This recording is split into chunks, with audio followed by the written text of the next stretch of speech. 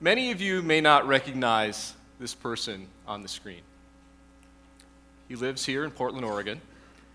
He was named the 17th most influential person of the century by Time magazine. This is Linus Torvalds. And if you've never heard of him, you've probably heard of the software he created. Linus Torvalds created Linux, the world's most successful software. It runs everything. I'm not kidding. It's in your phone. It's in a car. It's in your television. It runs your bank. It runs most of the global economy. It runs air traffic control systems, nuclear submarines. It runs most of the internet. You use Linux every single day, multiple times a day, and you don't even know it. So if you're in the tech industry, you for sure have heard of Linus Torvalds. And almost none of you have ever heard of me.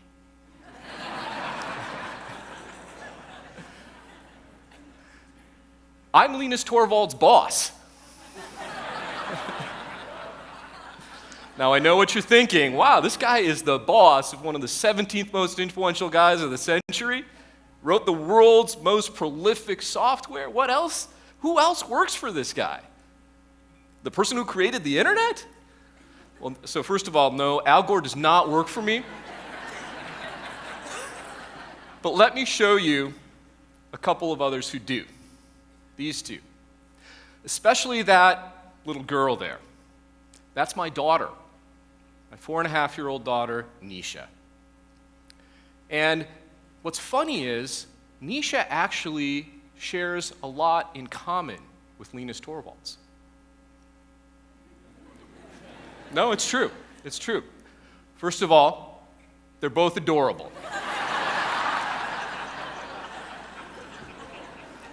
Second, they're both geniuses. And finally, neither of them listen to anything that I say.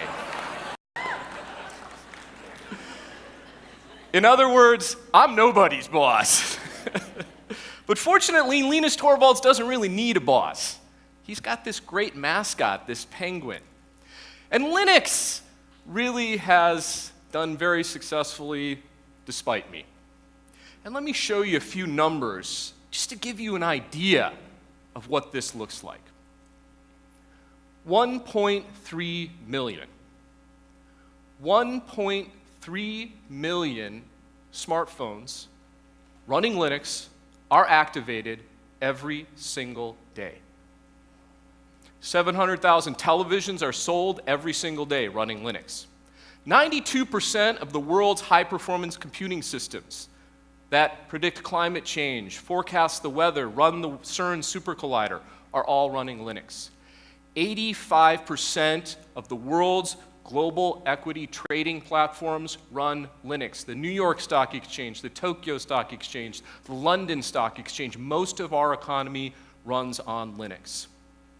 $1,000 trillion is the amount of transactions that happen on just one Linux system, the Chicago Mercantile Exchange. It runs Google, Facebook, Amazon, most of the internet. It is by far the world's most widely deployed software. So, how does Linus do it? And why should you care, for that matter? Well, he does it collaboratively by working with thousands of developers all across the world in different countries, performing a grand act of creation.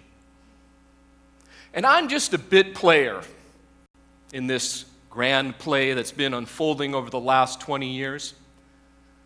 But as a witness to all of this, and technically as Linus's boss, I've learned some lessons that I'd like to share with you today so that you might become better collaborators and so that you might achieve the same success as someone like Linus and something like Linux. And some of these lessons may surprise you. The first lesson I learned, don't dream big. Don't dream big. This is an email from Linus Torvalds over 20 years ago announcing the creation of Linux. I'm not doing anything big, just something for fun. And what's interesting here, whether it was intentional or not, Linus was paraphrasing a poet, Robert Frost, who said, "Don't aim for success if that's what you want. Do what you love and believe in, and it will follow." And I think it's appropriate that Linus was paraphrasing a poem, because what's happening behind thousands of computer screens all over the world is a renaissance. The Michelangelos and the Da Vincis and the Raphaels of their day are creating great poetry. And they're doing it because they love it. Linus felt so strongly about this that he wrote an entire book on it. And he titled it Just for Fun. Because when you're doing this kind of grand creation and collaboration, when you're doing it because you love it and you believe in it, you can create great things. And let me tell you, there is a difference between a house painter and Da Vinci. And the grand code poets who are writing this truly believe in what they're doing, and it is making a huge difference throughout the world. And because they believe in it so much, they don't care about lesson 2, which is give it all away. Give it away. You see, Linux is open source. Anybody can take it and use it completely for free. You don't have to ask permission. You can just take Linux, grab it, build anything you want. In fact, the only thing you have to do is if you make changes to Linux and improve it, you have to share those changes with everybody else. And when I tell people this, they think, you guys are idiots. You should have seen the crestfallen look on my wife's face on our first date when I told her I worked at a nonprofit. Nobody can make any money, giving things away, right? Well, that's not true, and I'm going to prove it to you. What if I showed you 3 companies, one based entirely on free and open source software, one based partially on free and open source software, and one that's completely based on closed software? They don't give anything away, they sell it. What do you think the results from those companies would look like? Well, here's what it would look like. This is a chart showing Red Hat, IBM, and Microsoft's results for the last 5 years. And at the top, Red Hat, a software company that gives away free software, that bases their entire company on free software, self-service and support, has gone up almost 200% in the last 5 years. IBM, which all of you have heard of, it might surprise you to know they sell billions of dollars of hardware, which contain almost entirely free software. And Microsoft at the bottom sells closed software that they create by themselves and sell for a price. In the last half decade, they have returned almost no shareholder value. So when I tell people this, they say, okay, Jim, that makes sense. We get it. But there's just one hole we can put into your argument, right? I mean, it makes sense. Red Hat's doing well. This is a movement that we think is the future. But what about Apple, right? You think you all got me, right? How many people here have an iPhone? All right. I want you to do something with me. Take it out, go into the settings, go into general, about, and legal notices, right? And you're going to see something interesting in there. Inside of every iPhone, every iPad, there is free software. You'll see the GNU public license from the Free Software Foundation. You will see the names of prominent open source developers. You will see oodles and oodles of free software. Because Apple knows something that many people don't, but that I'm showing you today. which is when you stand on the shoulders of giants, when you use free software and take part in this grand collaboration, you can innovate at ever higher levels. And that's what Apple does, and it's pretty smart. So if anybody tells you you can't make money by giving things away, you tell them they are wrong. And then tell them about my next lesson. The best way to get something done is not to have a plan. Don't have a plan. The plan for Linux is there is no plan, right? Well, this seems counterintuitive, but you're not seeing the power of self-forming communities. When you collaborate, you want people to create things organically. And that's what happens within Linux. Organically, communities come together to solve their problems that if Linus Torvalds or me or anybody had tried to plan out, they would have never thought of. That's why Linux runs on a small handheld phone and also powers the world's largest supercomputers at the same time. And what happens here is an incredible cross-pollination of ideas, where the person trying to save on battery life in a phone by controlling the amount of power Linux uses helps the guy running the world's biggest computer, because the cost of the world's biggest computer, the number one cost, it's not the hardware, it's not the software, it's the power and cooling. And so by creating these self-forming communities, they're exchanging these ideas incredibly, adding all of this incredible value and producing at a pace that's unprecedented. And let me just show you how unprecedented that pace is. 10,519, 6,782. That's the number of lines of code added to and subtracted from Linux every single day. 1 million lines of code were added to Linux just in the last year. Homer's epic Iliad, 15,000 lines. War and Peace, about 450,000 words. Every single hour of every single day, 7 changes happen in Linux. It is unprecedented. It has resulted in over $10 billion of value creation over the last 20 years. The most successful collaborative development project in the history of computing. 407 companies, thousands of individuals coming together in harmony.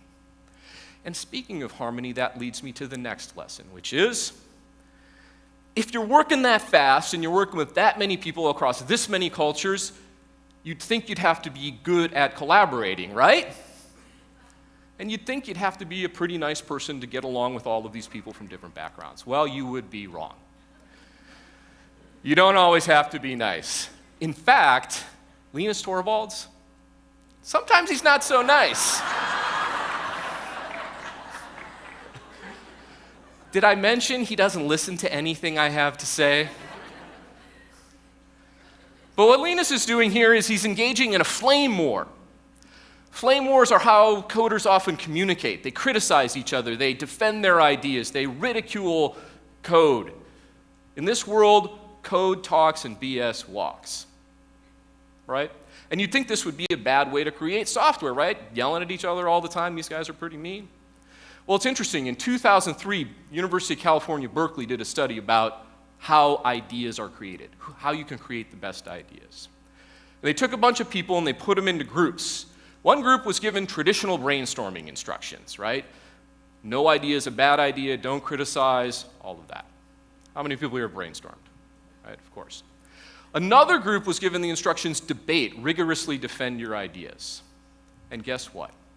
The debate group didn't just do better, they crushed it. They came up with an order of magnitude better ideas. And so what does all of this mean? How can you not dream big, give it away, not have a plan, and be a jerk and get anything done collaboratively? Maybe Linus Torvalds can get away with it, right? But other people are catching on to this too. And this is really the future of collaboration. And I'm going to show you that by asking you a quick question. Who do you think said the following statements? Code wins arguments. The best idea and implementation should always win. The hacker way is an approach to building that involves continuous improvement and iteration. Hackers believe that something can always be better and that nothing is ever complete. Sounds like something Linus Torvalds would say, right? In fact, he's said things like this over and over again over the last 20 years. But he didn't say it. Mark Zuckerberg said this. And what's more important than the fact that Mark Zuckerberg said it is when he said it. Mark Zuckerberg said this on the eve of Facebook's IPO. This guy was about to become a multi-billionaire. And on the eve of the most anticipated financial event of the last decade in tech, he didn't talk about price-earnings ratio or profitability. Instead, he wrote a letter titled The Hacker Way. Code wins arguments. May the best idea and implementation win. Because Mark Zuckerberg didn't have to be taught these lessons. They were instinct. When he created Facebook, he grabbed Linux, he grabbed free software, and he created the world's largest social network. And he was following a form of collaboration that has introduced an entirely new genre of the way that people can get things done.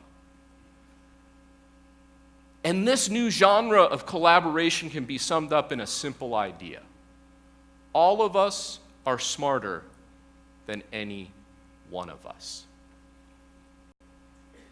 Because you see, there's a whole generation of code poets out there, working furiously. Poets who love what they do, who may not always get along, but are creating the next Google and the next Facebook. These individuals have created the coal and steel of the information age. And instead of that coal and steel being owned by the Carnegies, it's owned by everyone. That is the future. The future is a world in which you can enrich yourself while at the same time enriching others. It's going to be a pretty good place.